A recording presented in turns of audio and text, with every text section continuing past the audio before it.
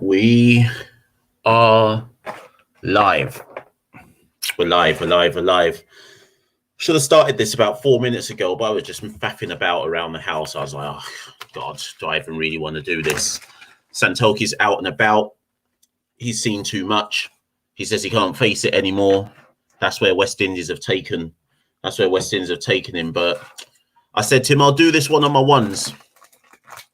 I said, I'll do this one.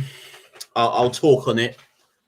We have to be with the West Indies in their down times as well as the irregular good times. It makes you appreciate the good times when they finally happen. But we're here. We're here. It is what it is.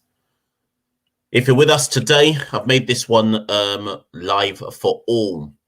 Yesterday was so emotional that I thought, you know what, this can't just be a patrons only one because everyone's feeling it.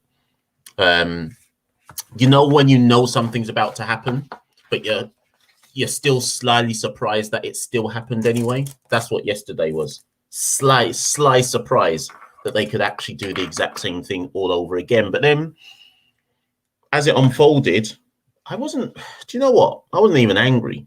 I was just like, oh, well. Like when Brathwaite got out first ball, I was like, well, not first ball, sorry, before a run had been scored. I was like, oh, boy, here we go. And I somehow managed to stick it all out. So I don't know where people are joining us from, which part of the world you're in. Most of you are probably UK based. But my initial intention, as I've done for most of the test series, is I watch up until lunchtime. So I watch the first, 2 and a bit hours, the first session. And then I tend to go, yeah, I can see how this day is going to pan out. I'm going to bed.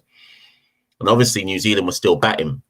And for whatever reason, I wasn't tired. So I was like, oh, okay, it's only 40 minutes.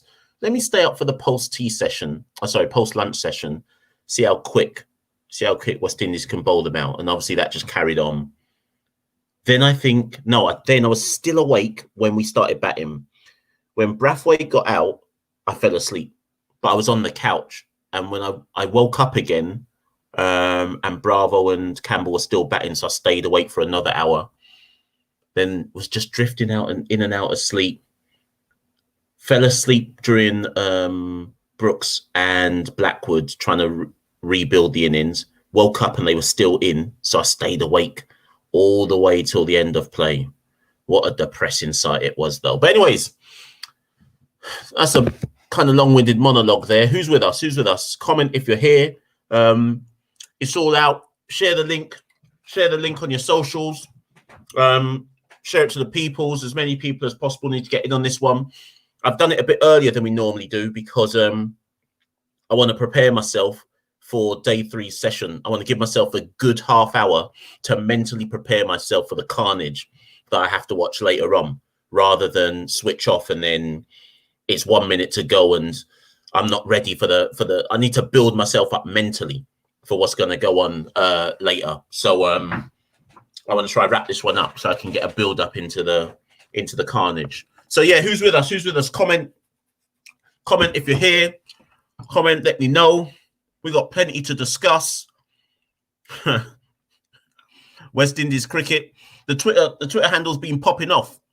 I've just been dropping the hot takes all last night, or what would be afternoon and evening if you're in New Zealand, or early morning, whatever, if you're in the Caribbean. I was just dropping the tweets, and the engagement was wild. When West Indies suck, everyone's got an opinion on everything. So thanks to everyone who was getting involved and on the Twitter handles and whatnot. So yeah, who's there? I can see that people are on there, but I don't see any comments. I probably should be back on Twitter trying to hype this, but it's me on my one, so I haven't even got time to go on Twitter and say, right, we're actually live now and so on and so forth. But get in the comments, you know.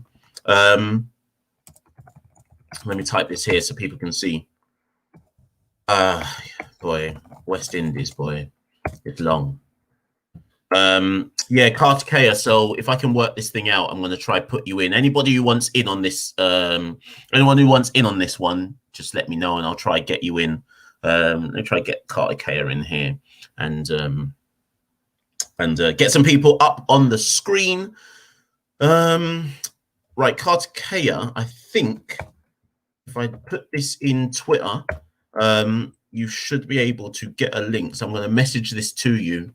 And I think if you click the link, if you go via your Twitter handle, you should be able to jump in, I think. But I don't know. I'll try that, see what happens. Yeah. So let me start. What's my first comments? So let's go with... So the game, okay, let's be honest here, because Santoki and I said this yesterday before day 2 had started. The game was over at the end of day 1. And yeah, people often say to us, oh, you're being negative. We're not being negative. We're just being realistic. The minute New Zealand had got to 294 on day 1, it was over. Like there was no way there was no way it was a 294 pitch. That was just obvious. You don't even have to play. You just have to have a mild understanding of cricket to know the game was over after day 1. The only question mark was could West Indies bat well once, just one time, and then obviously from there New Zealand put on God knows how many more runs. Was it 150 or other? Wagner was taking the piss. The bowling was trash, and actually. Let me talk on the bowling for a second, because again, I've been writing an article all today. For those of you who Kartikeya, I see you. I'm going to drop you in a minute. For those of you who know me well enough or whatever, I normally on Saturdays I'm normally at a football game, like either commentating on one or reporting on one or whatever. But today I was like, I'm not going anywhere. I'm just going to stay home. So I've been writing this article on Jason Holder all today. It's nearly finished. I expect you lot to get upset and in your feelings when you see what I've written about him. But yesterday was a perfect example of what I'm talking about. When they were bowling short to Wagner, just tell me. You lot might say that I've got an agenda, but I'm just going to tell you what I saw. Gabriel and Joseph were bowling short to Wagner, and he was just slapping them all over the place. At no point did Holder as captain go up to them and deal with the situation and say to anyone, maybe you shouldn't bowl short. Maybe that's the bowling of a dunce. At no point did I see that. They just carried on running in, bowling short. My captain at that point is supposed to go up to the bowlers and say, what on earth are you playing at? Bowl the ball at the stumps. Bowl at the stumps and bowl it full or something other than short. And I was just watching it go in. When I talk on Holder's captaincy and people say I'm out of order, what are you lot seeing that I'm not seeing? I don't understand. Can you lot not see this? Can you not see it? Or what? The captain must just stand at slip and let it continue? Nah, come on, man. Nah, that's not my captain. That's not my captain. I'm not saying it's Holder's fault. I'm saying he's the captain, deal with the situation. Even if it meant he take the ball and show him what to do. Do something about the situation. Wagner's just hitting sixes like it's a T20. Mad. Anyway, let me bring Kartikeya in. Some of you don't know Kartikeya. If you've been following the pod, you know about him. He's been on some of our socials. Lots of the articles that we put up on Caribbean Cricket News, Kartikeya is all part of that. So Santoki's with his wife-to-be enjoying his life. He says West Indies can't bring him down anymore. Here I am on my ones, though. I'm going to let them bring me down. Anyways, let me bring in Kartikeya. You there? Can you hear me? Yeah, I can hear you. Can you hear me?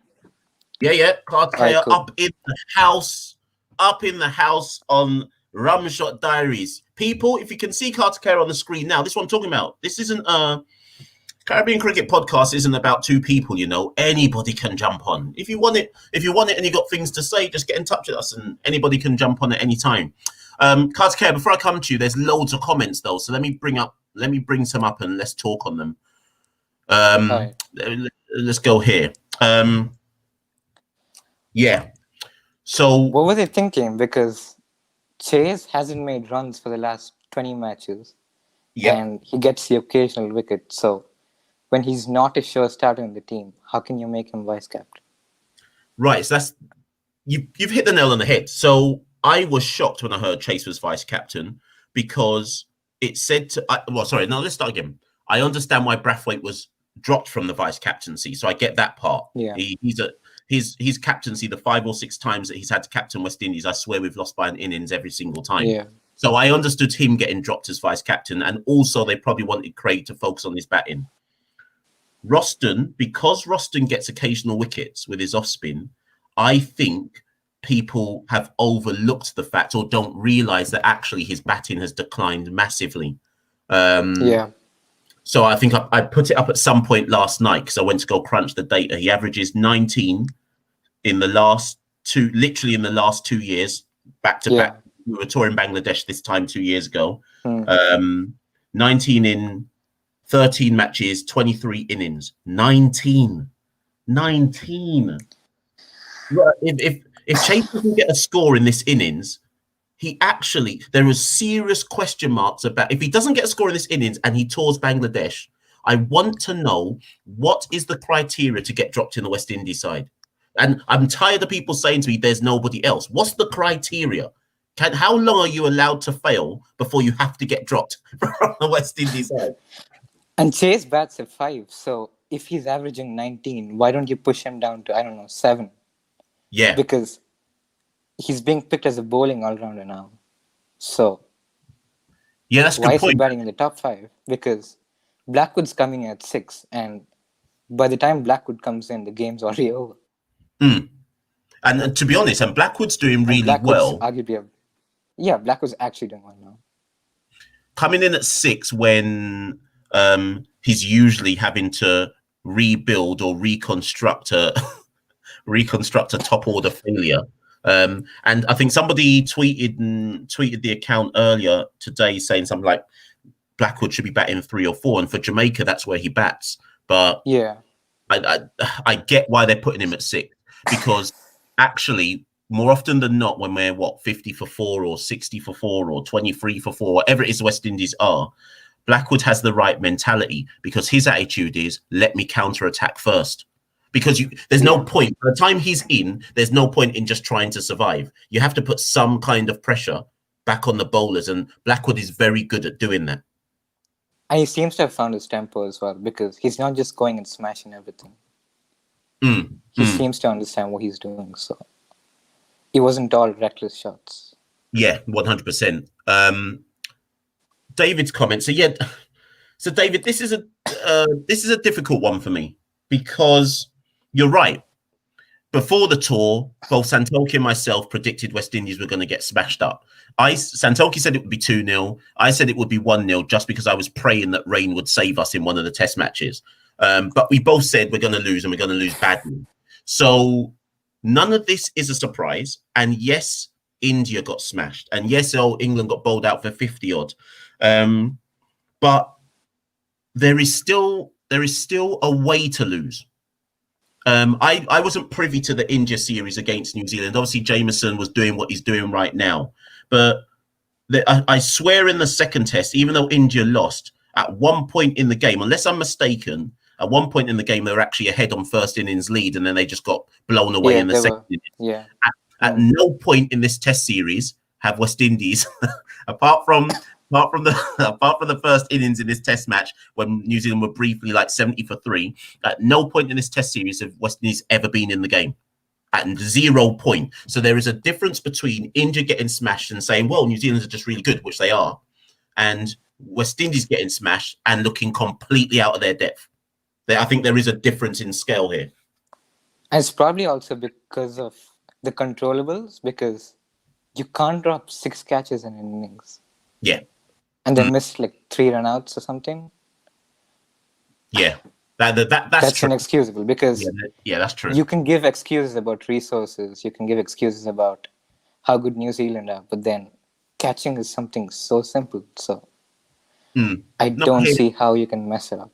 And that's the fielding is the only thing that a weak side can match a good side on. There's no difference in resources that stops you being able to field as well as a good side.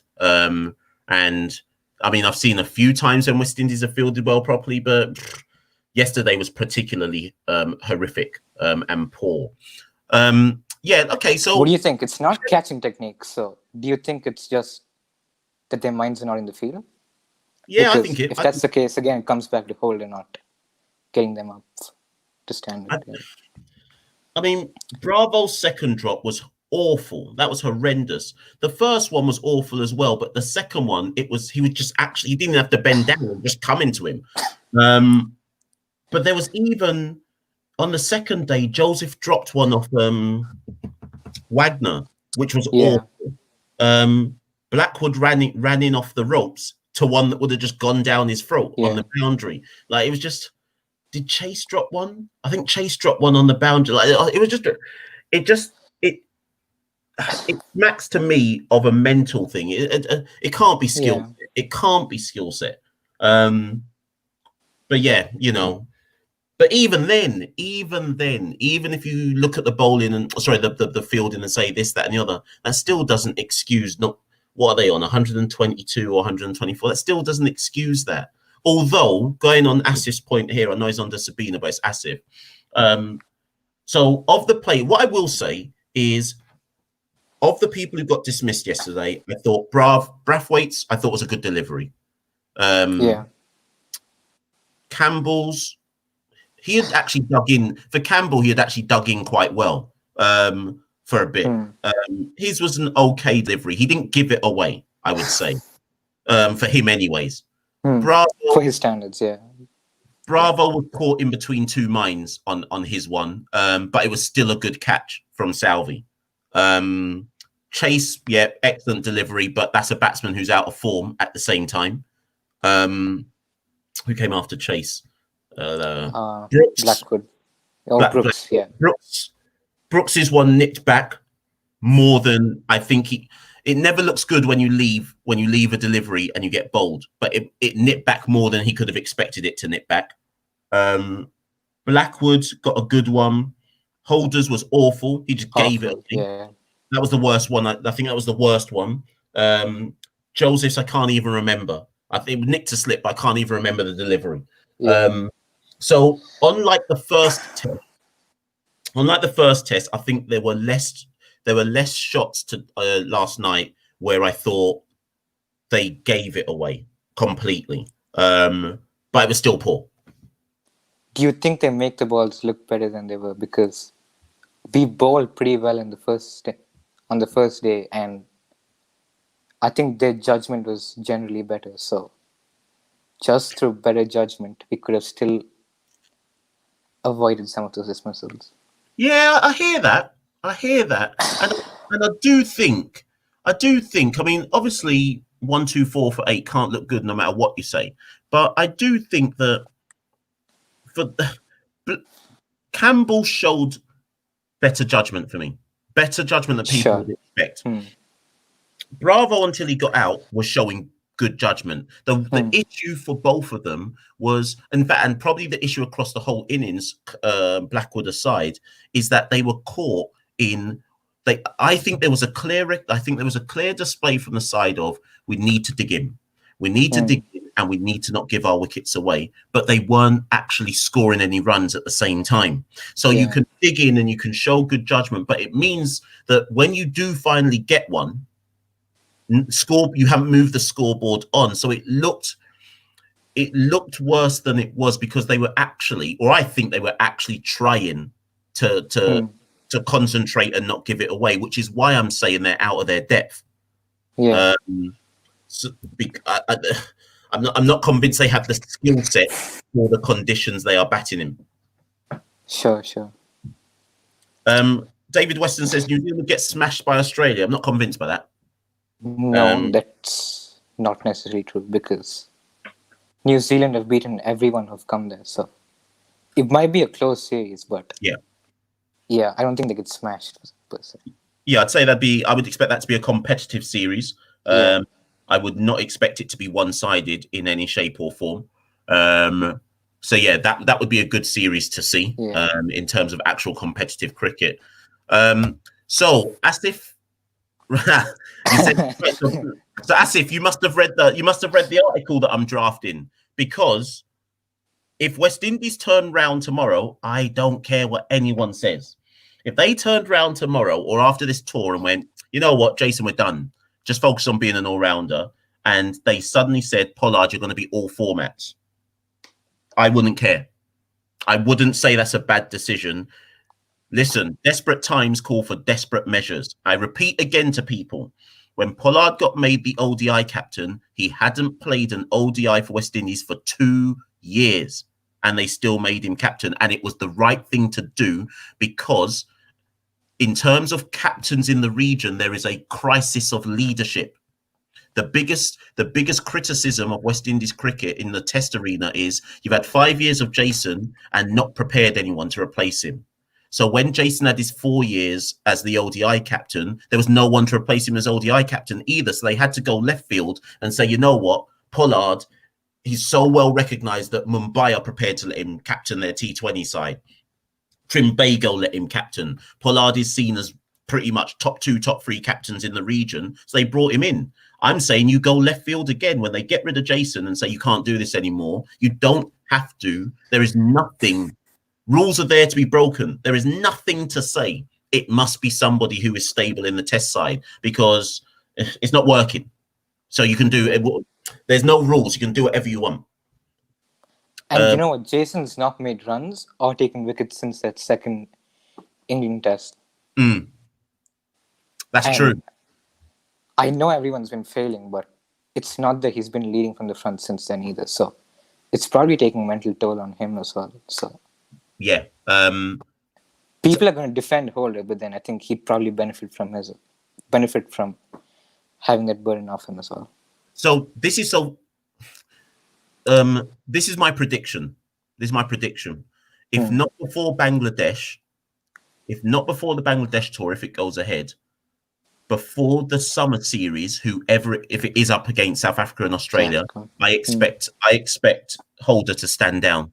If they don't do it to him, I expect him to stand down, because mentally he must be finished.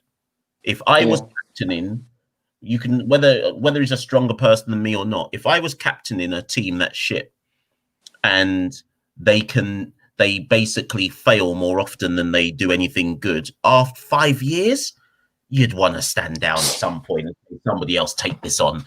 Let me just concentrate on being the best all-rounder in the world, and somebody else take this on. The only thing that can make him carry on is his own pride. But yeah, Matthew, Holder did the same thing against Broad in England series. Oh yeah, but I forgot about that. Yeah, what did Broad make in that innings? Was it like 80? Broad made like 70 or something on the innings. Yeah. Yeah, and they bowled to his strength. Bowling. Yeah. Oh God, this is what I'm saying. I'd even forgotten that myself. The evidence is just God. I forgot. Thank you, Matthew. Thank you for bringing it up. They did that to Jameson in the last match. They did to Wagner here. Keeps happening. I mean, the bowling is better than the batting, but and I guess not enough has been said about it, but I actually, since our first Test versus England, I actually haven't been impressed with bowling in general. So when's the last time we got a side out for under 300? No. It's going to be the first Test match against. Yeah, after that first Test match. Yeah, they never got anyone out for under 300. Yeah. I mean, everyone was saying after the first day that it's not a 300 pitch, and New Zealand got 100. So, and yes, there were the drops. In fairness, there were the drops, but still, the bowling hasn't actually been as strong as it was in its peak era of like 2018 to 2019. Yeah.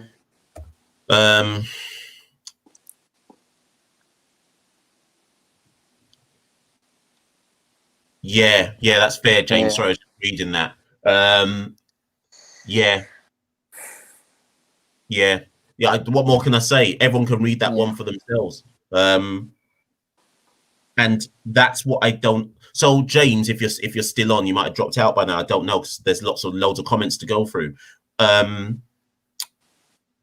As a club cricketer, who would you expect? Would you expect to deal with that yourself, or would you expect your captain to come and have a word with you and say, "What are you doing?"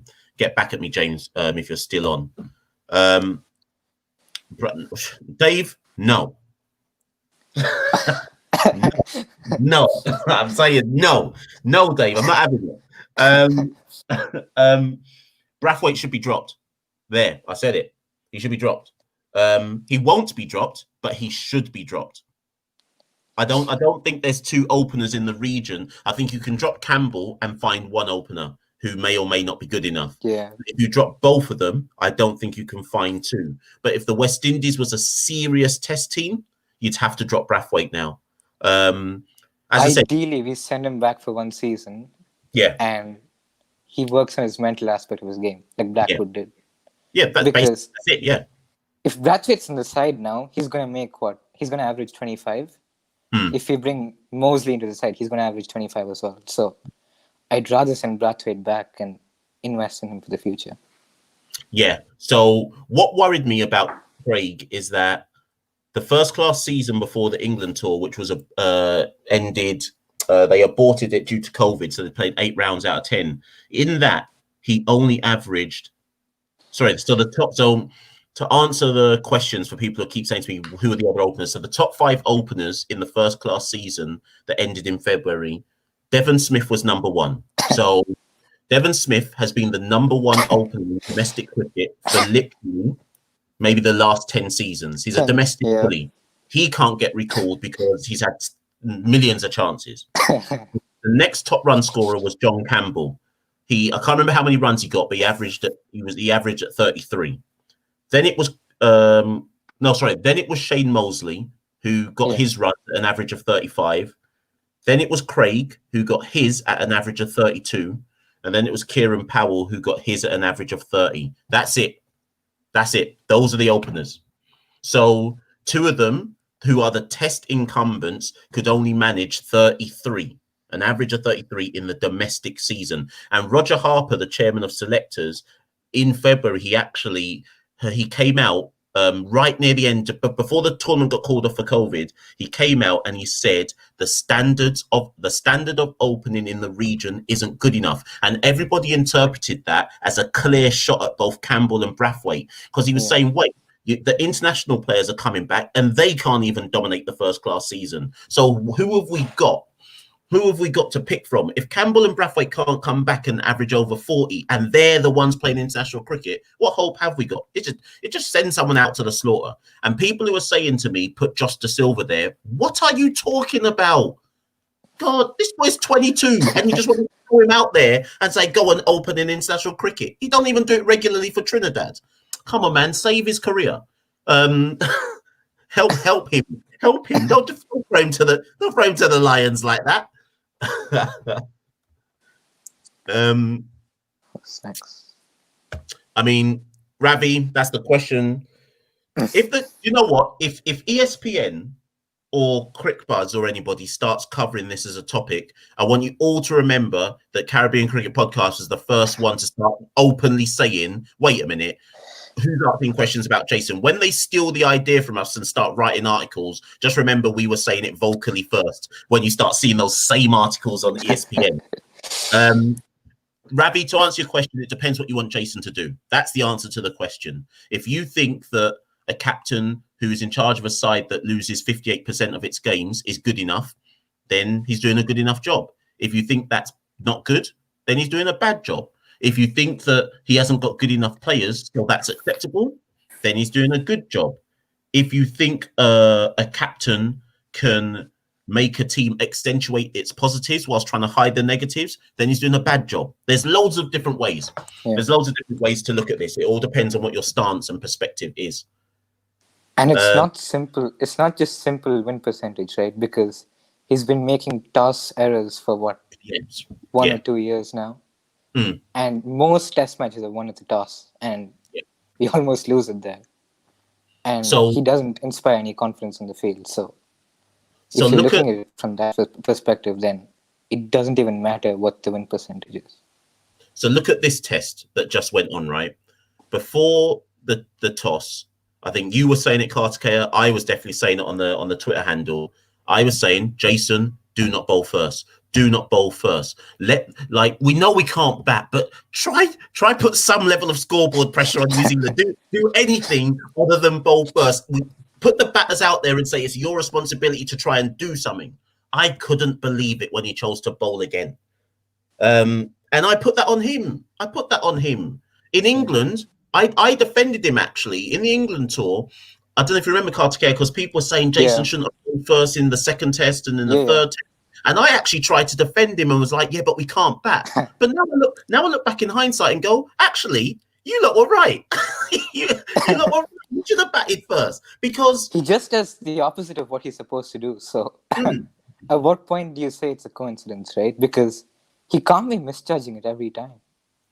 No, we can't. Yeah. Yeah. But then the only answer I can come up with is that he is so afraid of the batting collapsing and being out of the game after the first innings. Do you get what I'm trying to say? So it's almost like a negative mindset. We bowl first, we're still in the game. But if your batting is weak, why would you want to bat last? My question would be, what's Phil Simmons doing then? Because yes, that's my question. Yeah. That's exactly my question as well. Yeah. I want to know if this is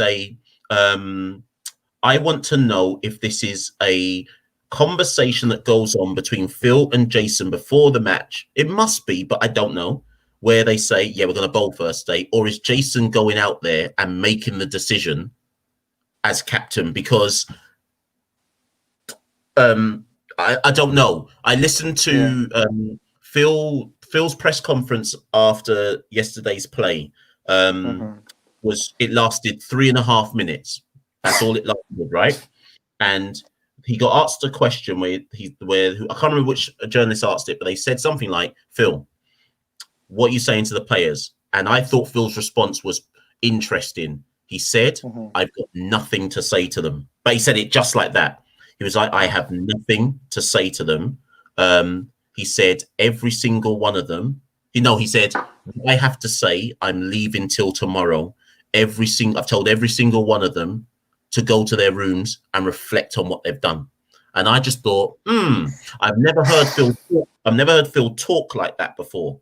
But then somebody else then asked him a question, and his response to that question was, he said something to the effect of, that was awful to watch.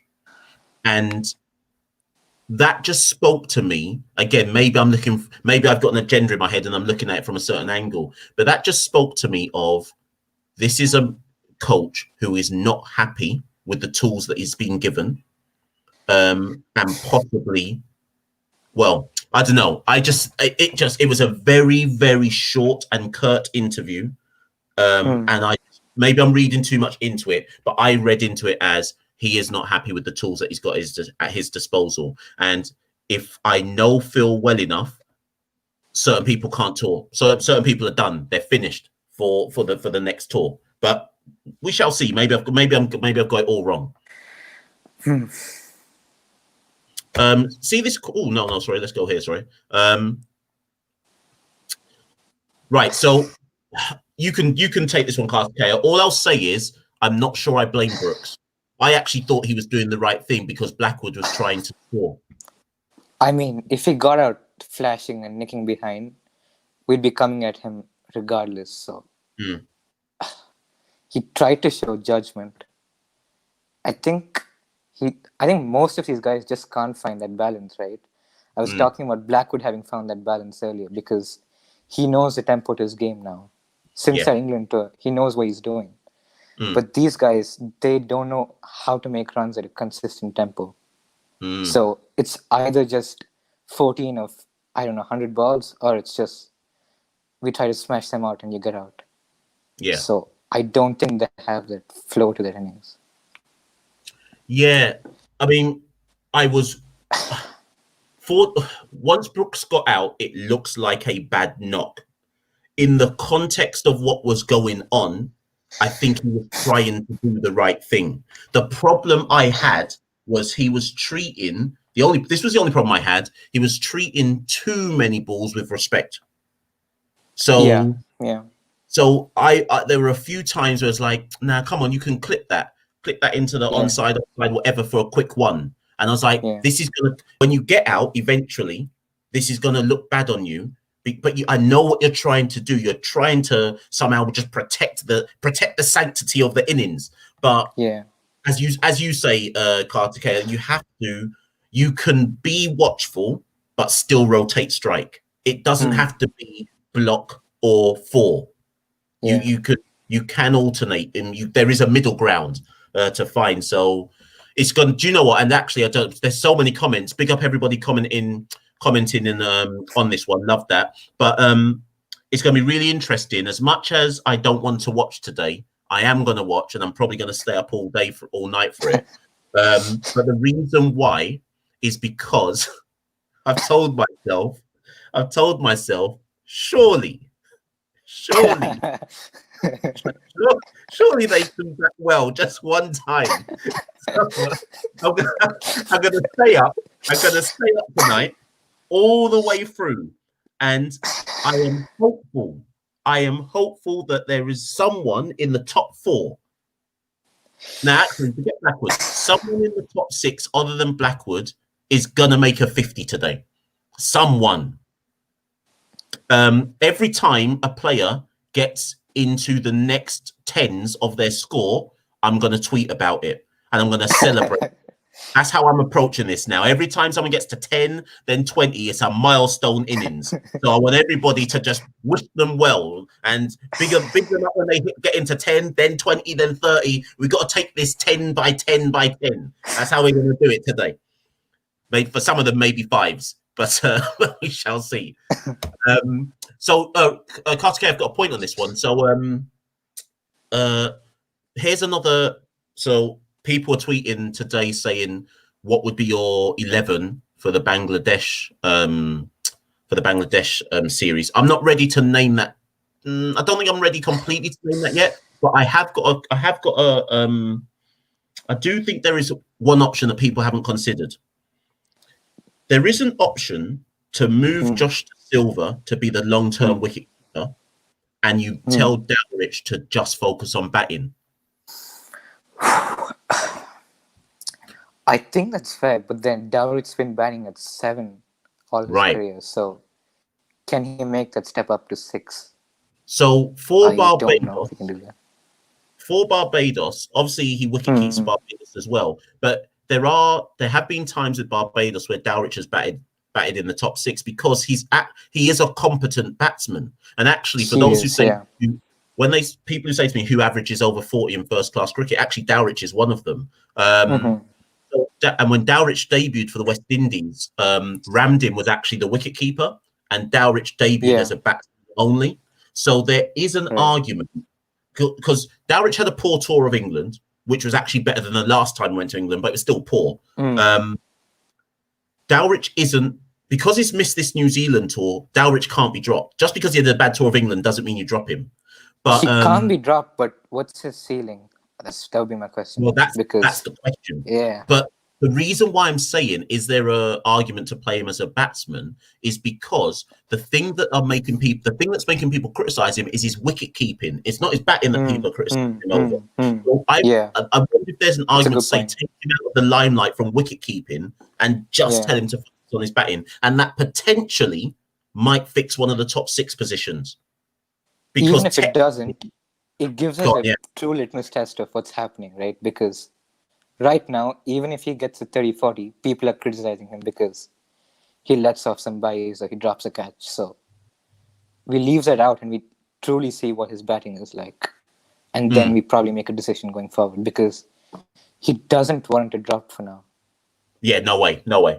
So De Silva will be, I mean, if they don't want to shake things up, they will just drop De Silva and Dowrich will go back to batting 7. But again, there is an option to think outside the box here and move things about. They won't, but there is an option to do so.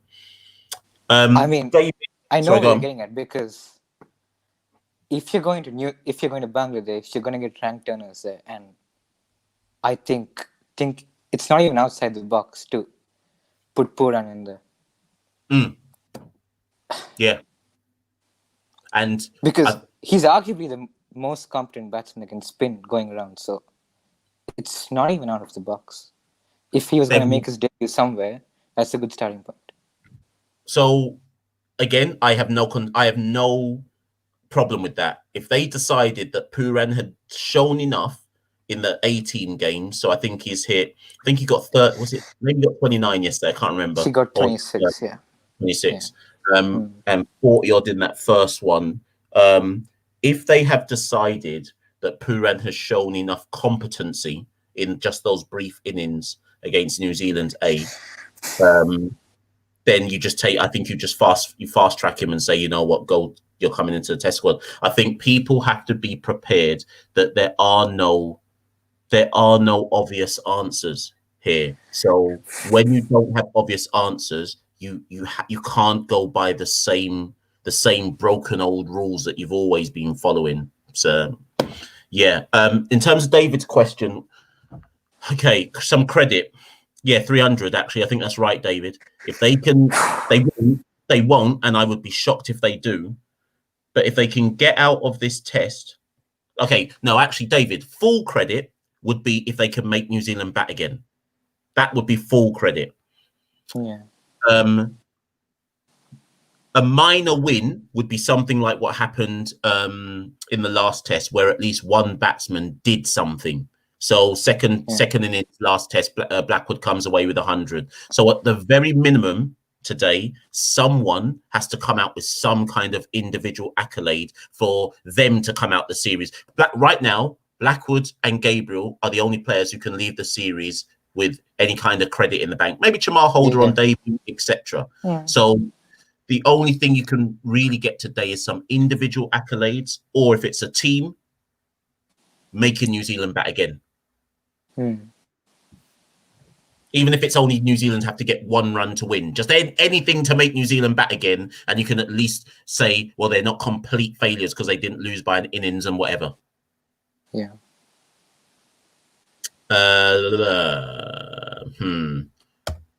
Okay, no. No is my answer. No. I mean, what happened last time? We got hammered in both tests. Yeah. This will... When West Indies go to Bangladesh, I want everyone to prepare themselves, because Bangladesh will be returning to Test cricket. I think this will be they haven't played. They haven't played anyone, have they? They haven't played anyone. Yeah, they haven't played anyone. Yeah. Bangladesh will be returning to Test cricket. Is Shakib back now? Is his ban over? He's back, yeah. Right, so Shakib is back. And Bangladesh will want to return with a win. So what they'll do is prepare tracks that help them in their own conditions, and we're going to lose. So I don't want anybody to be getting on to me in January when it's like, how did they lose to Bangladesh? No, we're favourites to lose. We are favourites to lose in Bangladesh. So mentally prepare yourself that one. But that's just in tests. I'd more focus on what we do in the ODIs if they happen, and the T20s in terms of if we should be competitive in those. I think it'll be very hard for West Indies to go there and not get turned over if Bangladesh prepare wickets for their benefit.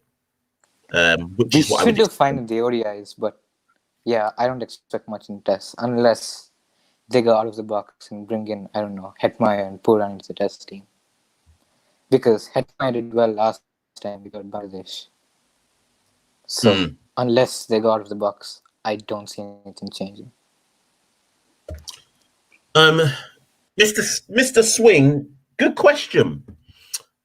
So I don't know was it might be in Santoki who said it. We must remember that since England, Holder has played this is the other mitigating factor I would give the West Indies team and some of the players. So for Holder, for example, this has been his life since June. Bubble in England, 3 test match series. Back to Barbados for 24 hours. Bubble in Trinidad, CPL. Back to Barbados for about 7 days. Called up to Sunrisers. Bubble, IPL.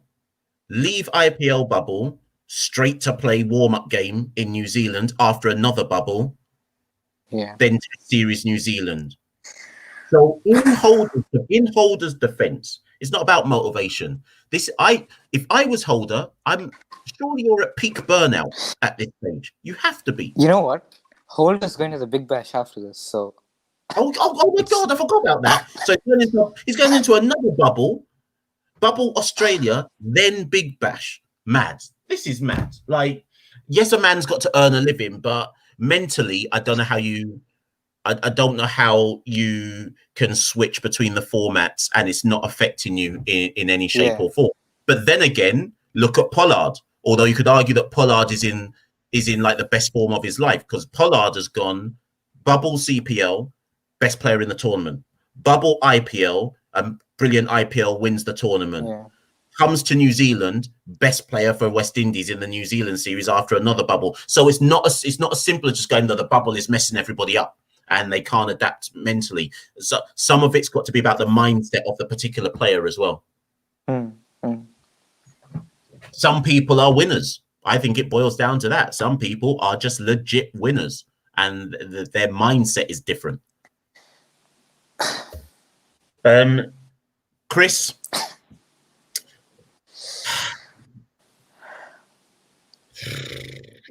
I've got no answer. I got no answers, man. I've got I'm trying to get an interview with some bigwigs with Cricket West Indies, and I will ask that question about Hetmeyer. With the Hetmeyer one, that is another example of thinking outside the box. So there is nothing to stop Cricket West Indies sitting with Shimron and the Guyana Jaguars franchise and saying, we want you to make Hetty open. It may well be to Hetty's detriment, but there is nothing to stop that. Personally, I don't think they should do it. But if you're looking around the region and you're like, there is no one, we can't turn to anybody, then yes, you think outside the box.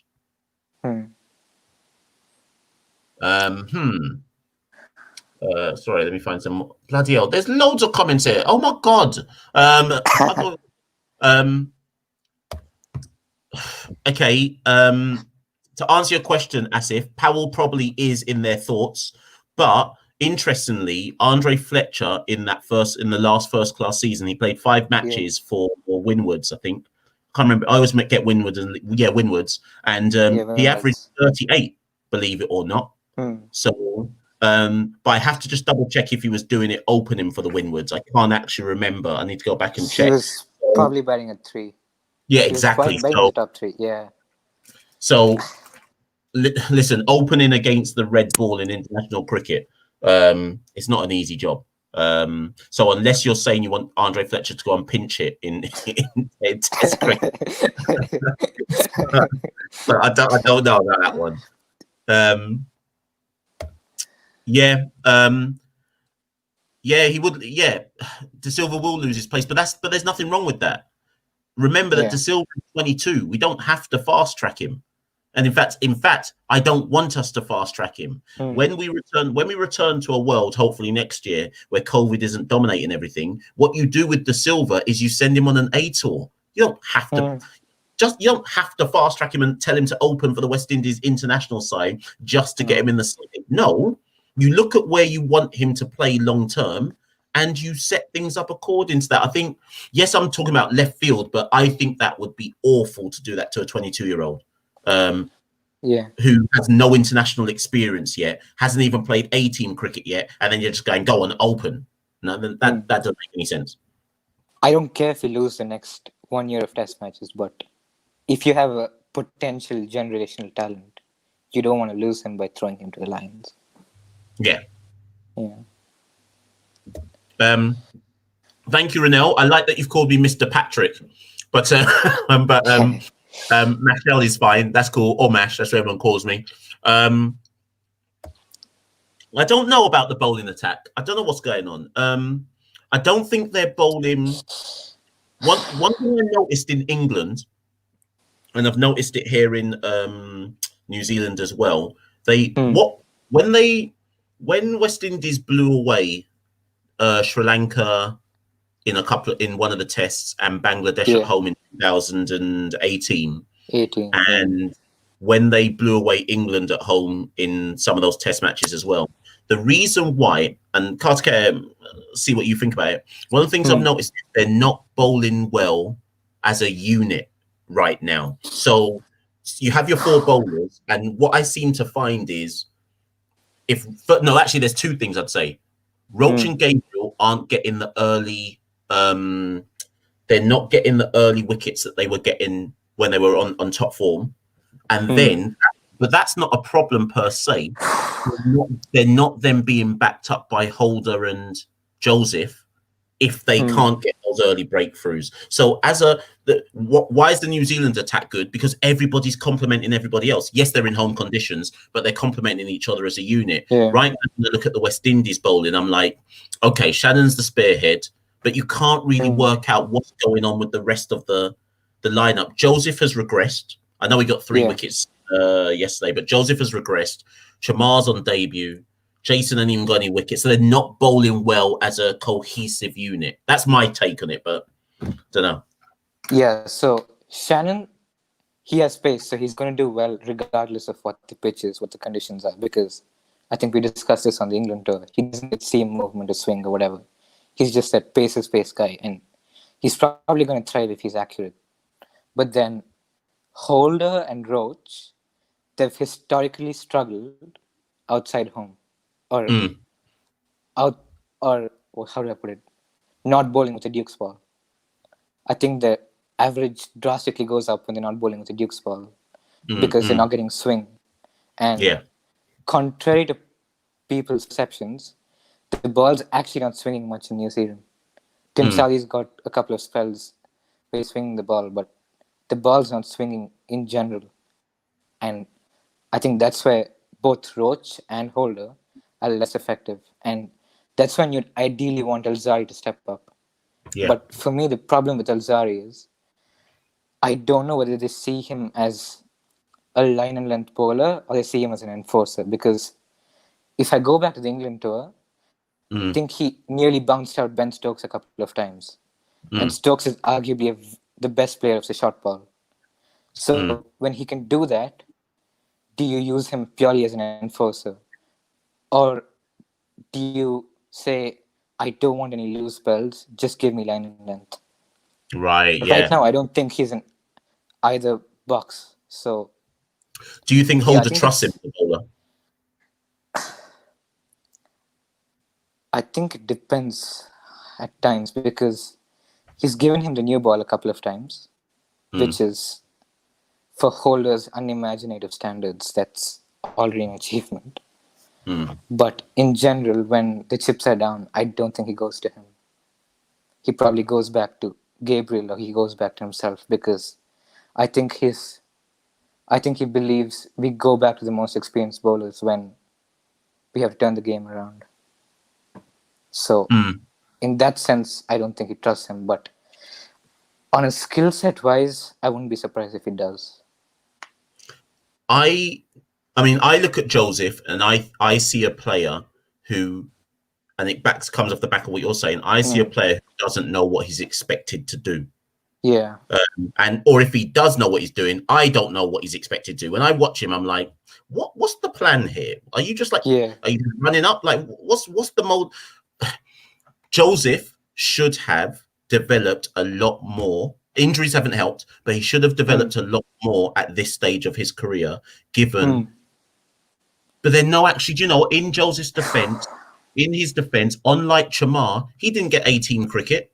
He didn't get the natural development that Chamar has got. Joseph was seen as like a breakout star from under 19 and basically got far. This is why you shouldn't fast track young players through.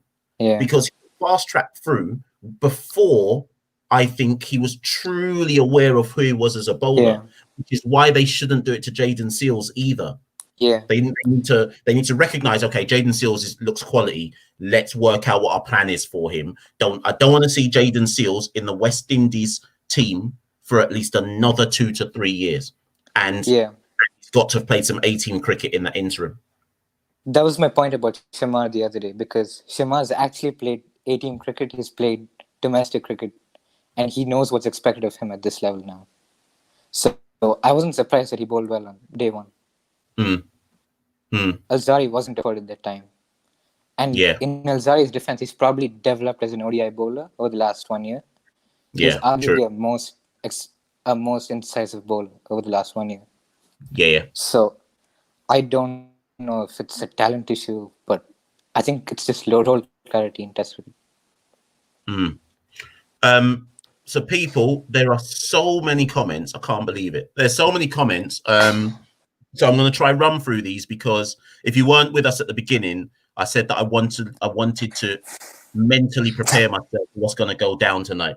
So I can't let this finish with 2 minutes to go before the start, because my head will be all discombobulated, and then I'm gonna get emotional when we're 0 for 7 or something like that in the second inning. Right. So Chatil, what's the batting coach? So the batting coach is Monty Desai, and he was Phil's appointment. So Monty, I think, was with them in Afghanistan. He wasn't with them in England because he couldn't travel due to COVID, and he's with them now in New Zealand. I'm not. Do you know what? I'm not going to put it on the batting coach, because these dismissals have been happening for so long that it's got to be bigger than any one batting coach being able to fix it. Yeah. I almost feel like some of these players have to invest in themselves, like Shiv did, and be like, let me go get my bowling machine and just spend 17 hours a day just on a bowling machine. Like, I feel like they've got to do something about it. Like, if at this point of your career you need a batting coach to teach you how to bat, the most a batting coach should be doing is suggesting an odd tweak here or there. Yeah. So there's to me, it's something the players have to address. The batting coach is not going to come mid to and tell them to fix some huge technical issue in the game. So there's only so much that can be done. Matt, the only way for West Indies teams to win matches is to bowl team out for 250. Okay, yes, in principle, that is true. And maybe when we get to finally see West Indies play at home later next year, that might and when if it goes as planned and they play that shambolic South Africa side, maybe we'll see a different type of West Indies. But you will never get your top 6 to bat properly if you are always telling them that you can't trust them to bat. So I do think that you have to choose to bat first on occasions. However, otherwise, what's the message you're telling your top 6? You lot are useless, which they are, but like, you have to put them in a position to actually have to bat. I'm running through these ones now. Okay. Still, who for though? Who you dropping for Hetmeyer? I don't think it matters at this point, because Hetmeyer on the last Bangladesh tour, he was the most impressive batsman. And whenever we play on turning tracks, he does decently. So what Hetmeyer struggled with is probably seam and swing. So if we know Hetmeyer can succeed at least horses for courses on these pitches, I'd bring him in for whoever. Okay. Right now, only Blackwood can say that he gets in the team on performances. Yeah, that's true. That's true enough. Yeah. Because I did write my team down for Bangladesh. I've chosen not to say it. But the team that I had Hetmeyer in. No, I didn't. Sugar, no, I didn't actually. No.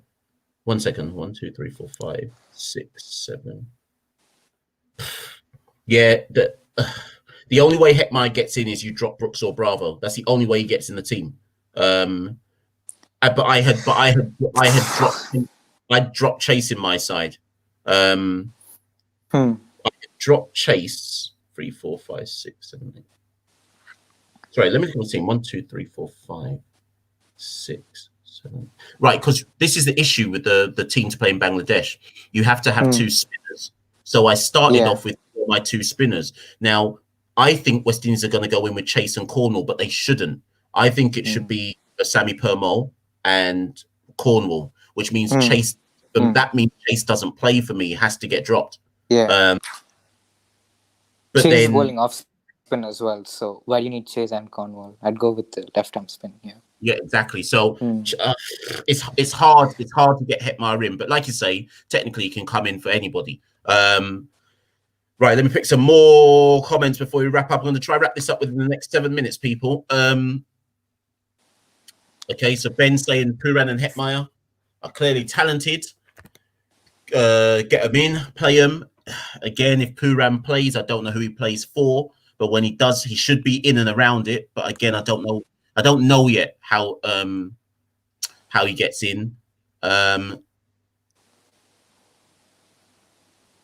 Right, so Chatil, no. Here's why you can't bring King in, and New Zealand A have had King open. New Zealand A, West Indies A have had King open him. Can I just tell people now? Brandon King doesn't open in first class cricket. He bats number 4 for Jamaica. So if I was Brandon King, I would want answers as to why they are making me open in a tour game when that's not my position. Like, you're setting him up to fail. Like, I don't understand, man. So I don't understand any of this stuff. You know what? He's already been ambushed into limited overs cricket, and exactly now he's been stuck at the top of the order. He's not in a good mental shape, probably, because he's just failed every time he's played international cricket. And he hasn't crossed 5 in this whole 8-team series. So what are you doing with him, right? Yeah. So I'm gonna try reach out to Brandon when he goes back home, because I agree 100% Kartikeya. He looks like a player who needs a break. And he needs to find his game, and he probably needs to say to people, stop making me open. That's not my game. That's not my game. You're gonna ruin me if you try to convert me into an opener. Play to people's strengths. Blade, bring back Gale. Do you know what? I'm telling everybody now, Chris Gale is 41. 42? No, 41. 41, I think. 41. 41. Chris Gale is 41. Ramnaresh Sawan is 40, and Shivnarayan Chanderpaul is 46. Every single one of those 3 is better than every single batsman in our top 6 right now at this moment in time. Every one of those 3 could walk into the West Indies side. I don't know where Shiv is right now, but I guarantee that Shiv is still batting 14 hours a day on his batting machine, and he could still do better in the West Indies side than every single member of the top 6 at 46. I have no doubt about that whatsoever. If Gale wanted to, and if they really have a crisis of openers, and they were like, boy, Chris, we need a year from you because no one else can open whilst we need a year so we can go away and develop someone, then tell Chris to open for a year, because he'd do better than all of them. That's for certain.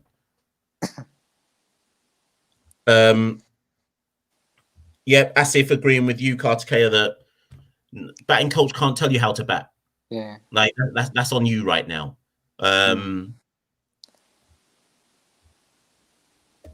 And we'll end here. We're going to end on it. I thought we'd end here. Can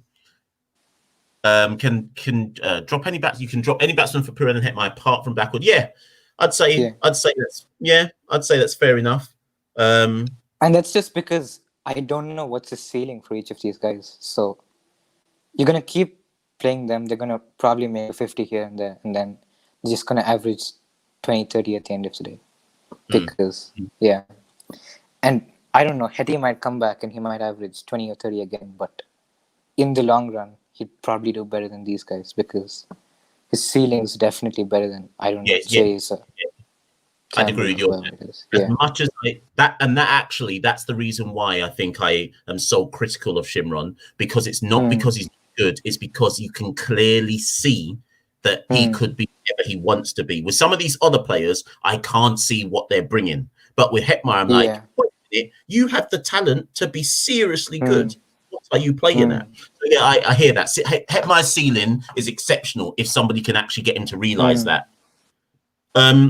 Leah, you're saying Bangel, he's sexist, homophobic.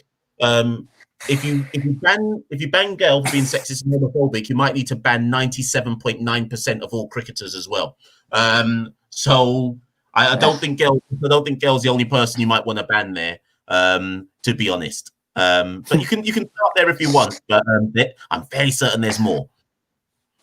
Bring back Samuels. Now Samuels is done. He also could walk into this test side as well. And actually, you know what? Last thing on that, what's really interesting to me is if you now go back and study West Indies cricket history over the last 10 years, there are players who got booted out of the West Indies side over the last 10 years. Samuels is one. Wavell Hines was one. Kirk Edwards was one. There are go back and look, everyone, at our records in the early parts of this decade. There are players who got booted out because they were told that their average of 33 wasn't good enough. We are now putting up with players who average 29, 26, 27, and people are daring to say to me that we shouldn't be dropping them. That's, if you ever want to measure how low the standards have fallen, that is the perfect example, that we now are debating whether we should drop someone who averages under 30. That is scandalous. Scandalous. Yeah, before we cut off, I was wondering, okay, whoever we saw in the recent few under-19 World Cups, how do we get them up to test standards? Do we just give up on this generation? And if we do, what's next in line? So, so COVID notwithstanding, this is what I want us to do. So take somebody like, take Melius, West Indies under-19 captain at the last World Cup. Yeah. Melius played some first-class cricket, just gone for Windwards. I can't remember what he averaged, but he's young, so he's just making his way in the game. What you then do, or what you do in general, is that you look at your, let's call them under 23s. So you look at your generation of under 23s and you say, we're targeting these 11 players. We believe that they have the potential to truly go on and be someone in West Indies cricket. And they're all somewhere between the age of 22 to 19. Josh De Silva is included in this. You then, even if it's at a cost, you then put those players in an A-team tour, and you invest in them. You invest in them on several A-team tours so that they can get experience of playing everywhere around the world.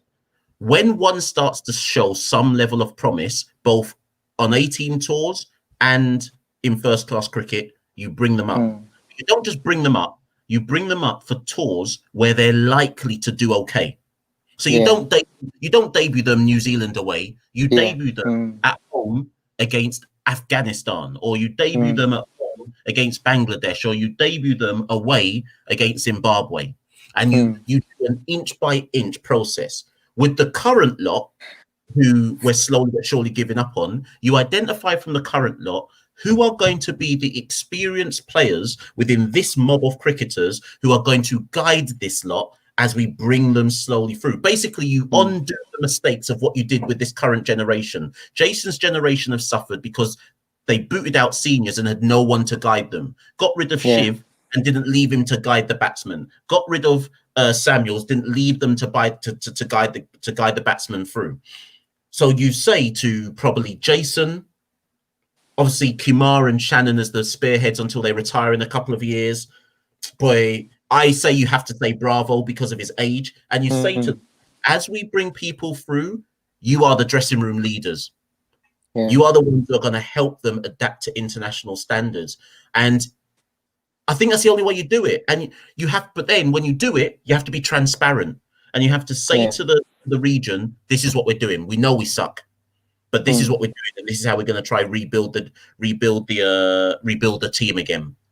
And the only other thing I would do, which I've had this discussion with people in Cricket West Indies already, is I would create a West Indies A team, or whatever they call it, emerging team, in the 4-day championship.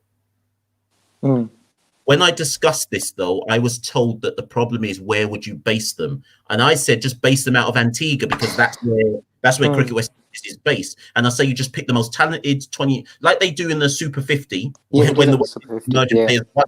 You do the exact same thing, and you pick a first-class team of emerging players and add them to the franchise system and say, you lot are playing as a franchise team. I think you have to do that. But I don't know, man. That's just some ideas. Yeah, because what I see is, I'm just looking at the 2016 Under-19 World Cup squad, and this is what the squad is. So it was Shimron Hetmeyer, Kesey Carty, Shahid Crooks, Michael Frew, Jahid Gooley, Tevin Imlak, Ryan John, Alzari Joseph, Kirsten Kalicharan, Obed McCoy, Keema Paul, Gidron Pope, Odin Smith, Shamar Springer, Emmanuel Stewart, and Shema Holder. So my observation here is the 6 guys who've made it to international cricket: Shamar, Odean Smith, Keemo Paul, Obed McCoy, Alzari Joseph. All 5 are bowlers.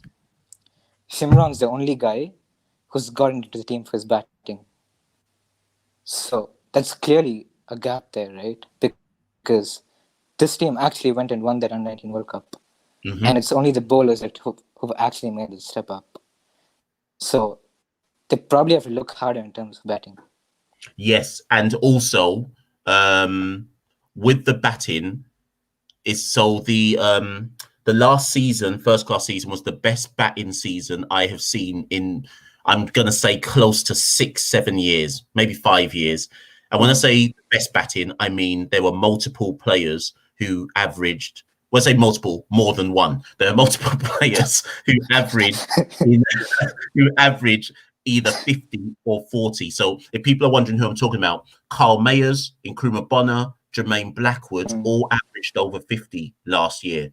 Josh De Silva averaged 50 as well. Devon Smith doesn't count, but you have 4 players there who all averaged over 50. Now, Jermaine Blackwood was top run scorer and averaged over 50. He is now currently the best batsman in the West Indies side. So he has shown the template. The reason why there were so many runs scored in this last championship is because Cricket West Indies have made a concerted effort to create better pitches to be allowed you to allow the batsmen to actually make runs.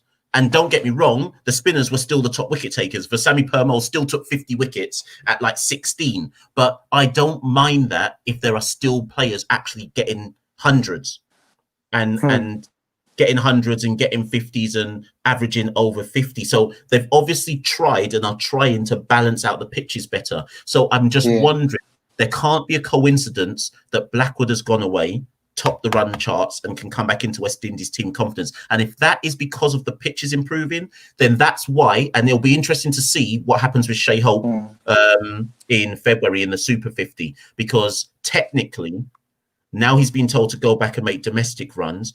We should be seeing players be able to make actual true runs back home in the first class system, but we shall see.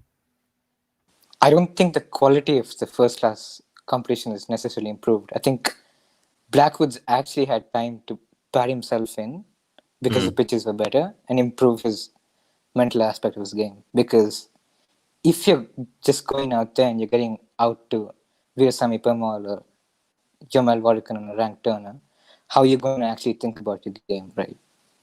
So I think more than quality, he's been afforded time to improve his mental state as well. Indeed. I didn't think it was going to go this long, Kartikeya, but you know what? You've been, well, I know you well enough now. Of course, you've been excellent. Anybody who doesn't know who Kartikeya is, like I say, if you were joining us and you weren't with us at the beginning, Kartikeya is part of the team, man. He drops wicked articles on the Caribbean Cricket News feed.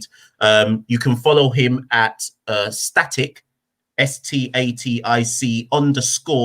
_357. Is that right? Yes, right. Yeah. So static _357. Go follow Kartikeya. He drops gems all the time. Yes, he's a West Indies cricket fan, die hard like us, but he drops gems on cricket in general. So if you want to know more about the game, go follow Kartikeya, read his pieces that he drops for us. It's top quality stuff. Peoples, thanks, Michelle. No worries, man. You know, you're always welcome, Kartikeya, whenever. Just hit me up and we'll always get you on. Everybody else, it's about 12 minutes, I think, till the first ball. Let us rally and let us pray. Let us rally and let us pray that someone tonight or this morning, if you're in New Zealand, manages to score more than 50 runs. Let's rally, and tomorrow we're gonna do a wrap-up show. Kartikeya, if you can jump back on, we're gonna do a big wrap-up show of the Test series. Give our player ratings and so on and so forth. Love the interaction today, everyone. Love that. Share it with your people. Tell them about Caribbean Cricket Podcast. Enjoy the game today and see you around the same time tomorrow. Later.